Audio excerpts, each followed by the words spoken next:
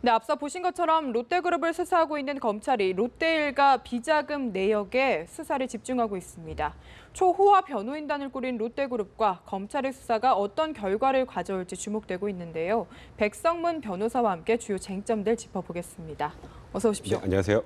네, 먼저 현재 논란이 되고 있는 점들이 너무나 많은데 주요 쟁점부터 정리를 해주실까요? 일단 큰 틀로 보면요. 롯데가 부당하게 비자금을 어떤 과정으로 조성을 했느냐가 일단 첫 번째 쟁점입니다. 근데 이제 이게 너무 복잡하다 보니까 어디를 수사하고 있는지조차 헷갈려 하시는 분들이 많은데 1차적으로는 계열사 간의 부당 거래를 통해서 비자금을 조성했는지, 그리고 신격호 총괄회장과 롯데 일가의 부동산을 계열사에 넘기면서 부당하게 또 비자금을 조성을 했는지, 뭐 기타 그다음에 계열사의 일감을 누구에게 특정한 사람에 몰아주면서 또 비자금을 조성했는지, 이제 이런 여러 가지 루트를 통해서 어떻게 비자금을 조성했는지가 첫 번째고요. 검찰은 아직 여기에만 수사를 한정하고 있습니다. 근데 그 이유는 비자금이 어떻게 모였는지 확인이 돼야 그 이후에 비자금의 출구를 보는 거거든요. 예. 이 비자금이 어디로 돌아다녔는지. 그럼 그렇게 되면 그 이후에 뭐 제2롯데월드타워 건설과 관련해서도 뭐 MB정권 실세에 돈이 오갔다는 의혹들이 많이 있잖아요. 예. 그런 부분까지 수사가 확대될 가능성이 있습니다. 네, 일단 구체적으로 이야기를 해보기에 앞서서요. 네. 이번 수사가 일반적인 대기업 수사와는 좀 상황이 다르다. 네. 이런 이야기들이 나오고 있거든요. 왜 그렇습니까? 통상적으로 이제 재벌가를 수사를 하게 되면 계열사 하나 정도를 보통 압수수색을 하면서 진행을 하는데, 이번에 지금까지 진행된 계열사는 제가 알기로 거의 롯데의 모든 계열사가 지금 압수수색의 대상이 되고 다 수사의 대상이 되고 있단 말이에요. 이렇게 모든 계열사들을 다 전방위로 수사하는 건 정말 이례적입니다. 그러니까 그만큼 롯데가 우리나라에서 굉장히 불투명한 지배 구조를 가지고 있었고, 안에 계열사들의 얼기설키 얽혀있는 과정에서 비자금이 조성됐다는 혐의이기 때문에 다른 재벌 기업과 달리 모든 계열사와 모든 거의 임직원들이 수사 대상에 올랐다는 점에서 좀 특이하다고 할 수 있습니다. 네, 그러니까 가장 지금 초점이 맞춰져 있는 게 비자금이 아닐까 네. 싶은데, 그래서 그런지 이 자금 관리책들을 연일 소환하고 있습니다. 대략적인 비자금의 규모를 유추해 본다면 어느 정도라고 보십니까? 일단 최소 수백억에서 많게는 3천억, 4천억까지 얘기가 나오고 있는 상황이거든요. 일단 확인된 건, 물론 이것도 일단은 롯데 측에서는 비자금이 아니라고 합니다만, 신격호 총괄회장의 집무실 비밀금고에서 30억 원 정도가 나왔죠. 그리고 그 이후에 나왔던 얘기가 매년 신격호 총괄회장과 신동빈 회장이 100억, 200억씩 받았다는 건데, 롯데 측은 이걸 배당금이나 뭐 월급이라고 주장을 하고 예. 있습니다만, 배당금은 공시가 되거든요. 그 공시된 금액이랑 달라요. 그래서 그런 부분들도 있고, 또 롯데케미컬과 관련해서는, 그러니까 롯데케미컬이 5조 정도의 매년 원료를 수입을 하는데, 그게 홍콩에 있는 지금 페이퍼 컴퍼니라고 검찰 측에서는 보고 있는데, 그 회사하고 일본의 롯데그룹하고 또 연결돼서 들어오면 그게 소위 통행료라고 하는데, 네. 그걸 거쳐서 또 비자금이 조성됐다고 하니까, 이런 모든 것들이 만약에 다 사실이고 비자금으로 조성됐다면 수천억 원에 이를 가능성이 굉장히 높은 상황입니다. 네, 이 자금 관리책 중에서는 최정병 롯데카드 사장이 지금 네. 눈에 띄는데, 이게 뭐 약간 금융 계열사로 수사가 확대될 가능성이 있다고 보시는지요? 일단은 지금 금융 계열사로 확대될 가능성이 아직은 없습니다. 일단 소환한 이유는 이 최정병 롯데카드 사장 같은 경우에는 롯데 정책본부에 굉장히 오래 있었어요. 그리고 신격호 총괄회장하고 신동빈 회장의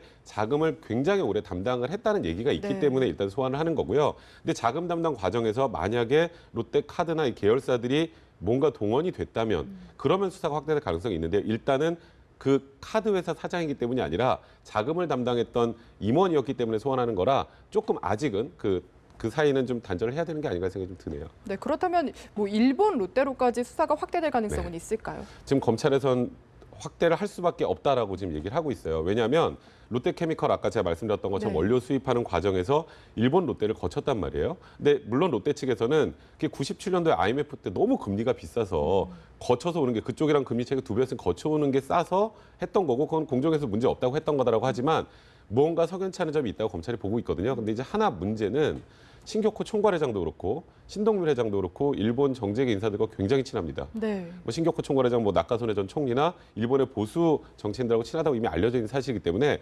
과연 우리나라 검찰이 일본 롯데를 수사하는 게 그렇게 쉬울까에 대해서는 분명히 좀 의구심이 있죠. 고바야시 대표는 어떨까요? 자금 이동에 뭔가 고리를 네. 쥐고 있다 이런 평가를 받고 있는데, 수사가 본격화되니까 지금 일본으로 출국했다 이렇게 추정되고 있거든요. 그러니까 그런 부분이 이제 결국 일본으로 수사가 확대돼야 이 모든 부분이 밝혀진다는 의미인데요. 일본으로 출국했을 경우에 일단 우리나라 검찰이 할 수 있는 건 일본과의 수사 공조입니다. 그러니까 일본이 정상적으로 롯데를 수사하는 거에 수사 공조를 해주면 그러면 일본 롯데도 역시 굉장히 불투명한 지배 구조를 가지고 있어요. 그 지배 구조를 전부 파악을 해야 이 전반적인 내용 비자금 조성 과정이 드러날 텐데 그러니까 제가 말씀드렸던 것처럼 일본과 지금 롯데가와의 관계 때문에 그게 과연 쉬울지에 대한 의구심이 드는 거죠. 네, 그렇군요.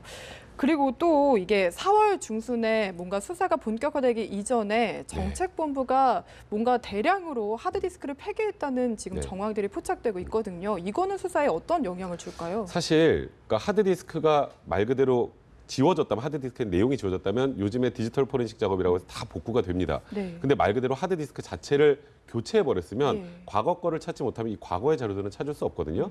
근데 일단은 지금 검찰 측의 지금 수사 과정을 보면 이게 객관적인 자료 확보는 어느 정도 이미 돼 있었던 것 같고요. 그리고 내부자 고발로 이루어졌을 가능성이 높다고 보는 게 일반적인 관측입니다. 왜냐하면 내부자 고발이 아니면 이렇게 전격적으로 모든 군데를 압수수색하면서 수사를 네. 하기가 쉽지 않아요. 대기업 하나를 건드리는데 대기업의 모든 계열사를 다 압수수색을 하는 것 이런 것을 보면 분명히 내부적으로 이미 어느 정도의 단서를 잡고 수사를 착수한 게 아닌가라는 얘기가 들거든요. 그래서 이 하드디스크가 전부 교체됐다는 게 지금 검찰 쪽 생각은 수사에 큰 영향이 없을 것 같다고 보고 있는 것 같습니다. 물론 이 안에서 복원이 되지 않는 부분은 추가해서 확인하기 힘들겠지만 이 부분을 다른 루트를 통해서 자료를 가지고 있다면 폐기한 게 큰 의미는 없을 수 있죠. 네. 그래도 이 증거인멸을 지시한 윗선을 지금 추적 중이라고 하던데 이런 거 관련해서는 또 처벌이 가능한 건가요? 네, 그게 얼마 전에 또 이런 지금 롯데가 관련해서 이 바로 직전에 신영자 이사장 압수수색 한번 한 적이 있었잖아요. 예. 그거는 물론 좀 다른 겁니다. 정은호 레이처 리퍼블릭 대표의 면세점 입점과 관련해서 로비를 했다는 정황인데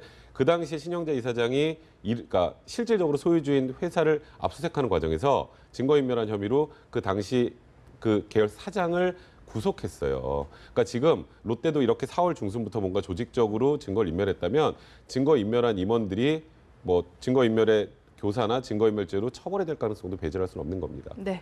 그리고 맨 처음에 이제 비자금을 계열사를 추적하고 있고 네. 또 부동산도 지금 추적하고 있고 일감 몰아주기를 통한 비자금 조성도 네. 이야기를 하셨는데 관련해서 신격호의 실질상 세 번째 부인이 네. 지금 또 문제가 네. 되고 있더라고요. 그러니까 서미경 씨가 지금 세 번째 부인으로 알려져 있잖아요. 근데 서미경 씨가 실질적으로 소유하고 있는 회사가 두 개 있습니다. 유기개발하고 유원실업이라는 곳인데 유원실업이라는 곳은 얼마 전에도 그런 얘기가 나왔어요. 뭐 극장 가보시면 롯데시네마 많잖아요. 롯데시네마 안에 있는 매점을 전부 유원실업에서 운영을 했었거든요. 예. 그건 말 그대로 그냥 거기 롯데시네마를 가는 사람들은 전부 다 거기서 뭔가를 사 먹어야 되니까 말 그대로 캐시카우입니다. 근데 그런 데를 이렇게 한 사람이 운영하는 곳에 몰아줬다는 게 문제가 있었는데 또 하나 드러난 건 유기개발이라고 해서 그러니까 서미경 씨하고 서미경 씨의 딸 신유미 씨가 실질적으로 거기를 소유하고 있는데 롯데백화점 내에 있는 식당들 한 6, 7건 정도를 독점으로 운영을 하고 있어요. 근데 롯데백화점 가서 밥을 먹으면 대부분 거기 가서 먹게 됩니다. 네. 그래서 작년 매출만 125억이에요. 예. 그리고 거기서 순이익이 11억 정도가 나왔다는 거거든요. 그러니까 이게 정상적이지 않은 과정으로 일감을 몰아줬다는 의혹인데 롯데 측에서는 이렇게 얘기를 하죠. 아니 그거는 우리 계열사도 아니고 전혀 상관없는 곳이고 큰 의미가 없다라고 하지만 어쨌건 일가잖아요. 예, 일가기 때문에 이것도 그렇죠. 역시 문제가 되는 거죠. 네.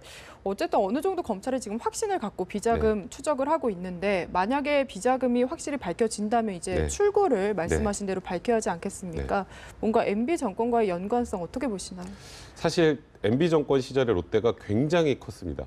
계열사도 거의 한 2, 30군 정도 늘어났고요. 그리고 자산 규모도 2배가 넘었어요. 그리고 가장 중요한 건 제2롯데월드 인허가 과정에서 제2롯데월드는 사실 롯데에서 1994년부터 시작하려고 했던 데예요. 네. 근데 계속 문제가 됐던 게 군부대하고 얘기가 잘 안 됐던 거거든요. 그러니까 성남공항에 비행기가 떠야 되는데 그게 사실 활주로를 틀지 않으면 안 되는 상황이었는데 활주로까지 틀어가면서 허가를 해준 거란 말이에요. 그러면 추측해 볼 수 있는 건 누군가 이런 정도를 끌고 나갈 수 있는 고위층에서 압력을 행사한 게 아니냐는 의혹 하나 하고 군부대에서 무언가 로비가 간 게 아니냐는 의혹인데 그런 부분들은 비자금이 이제 투사가 다 끝나면 이 부분의 출구를 확인하면서 해결이 될 거고요. 그리고 일단 첫 번째로 시작이 된 건 계양산 골프장 관련해서 예. 롯데건설이 2009년에 그린벨트가 풀려 있는 곳을 해제하고 거기 골프장을 졌는데 골프장 바로 옆에 군부대가 있어요. 네. 그게 또 MB 정권 시절입니다. 그래서 그때도 또 군부대 내에 무언가 로비가 갔을 가능성과 MB 정권 실세에게 로비가 갔을 가능성을 수사하고 있기 때문에 이 수사의 종착역이 MB 정권이 될 거다라는 얘기가 굉장히 많이 나오고 있는 상황입니다. 네,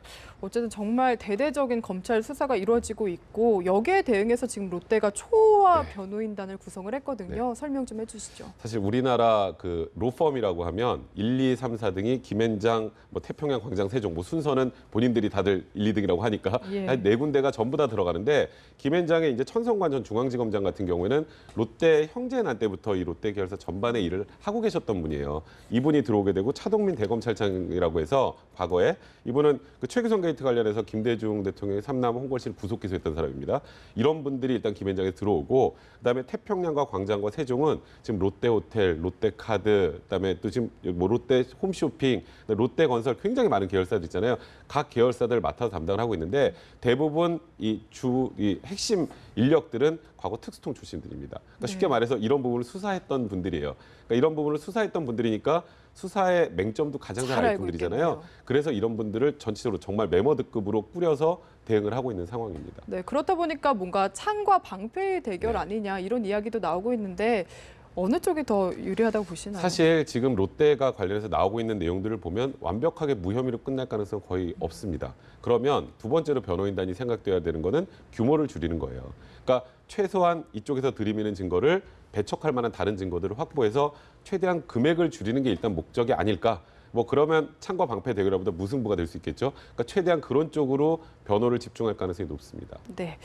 그리고 이런 위기의 롯데 상황에서도 형제의 난이 계속되고 네. 있습니다. 주총이 25일에 열린다고 하던데 역시나 이번에도 신동빈 회장 쪽으로 손을 들어줄까요? 그러니까 지금 문제는 신동빈 회장이 지금 앞서 주총 두 번을 완승을 거뒀잖아요. 근데 지금 롯데의 상황이 사실 칼끝이 신격호 총괄 회장과 신동빈 회장에게 지금 겨뤄지고 있는 상황이에요. 물론 신동주 부회장도 자유로울 수는 없습니다만 그러다 보니까 이번에는 무언가 변화가 있을 수도 있지 않나라는 얘기들이 나오긴 하는데 일단은 아직까지의 관측은 신동빈 회장이 더 유리하다고는 하지만 지금 신동빈 회장 입장에서 그 주총을 신경 쓰기 굉장히 힘든 상황이다 보니 네. 뭔가 이번에는 신동빈 회장하고 그다음에 또 스쿠다 다카유키 이사를 해임하는 안건들이 포함되어 있잖아요. 이번 안건이 어떻게 결론이 날지도 굉장히 지금 귀초 주목되는 상황입니다. 네, 마지막으로 수사가 진행 중이니까 향후 어떻게 이어갈 거라고 보시는지 간단하게 말씀해 주시죠. 일단 지금 검찰은 최대한 신속하게 처리한다는 방침입니다. 왜냐하면 재계 5위잖아요. 롯데그룹이. 롯데그룹을 모두 사실 지금 다 들쑤셔놓은 거나 마찬가지 네. 상황이기 때문에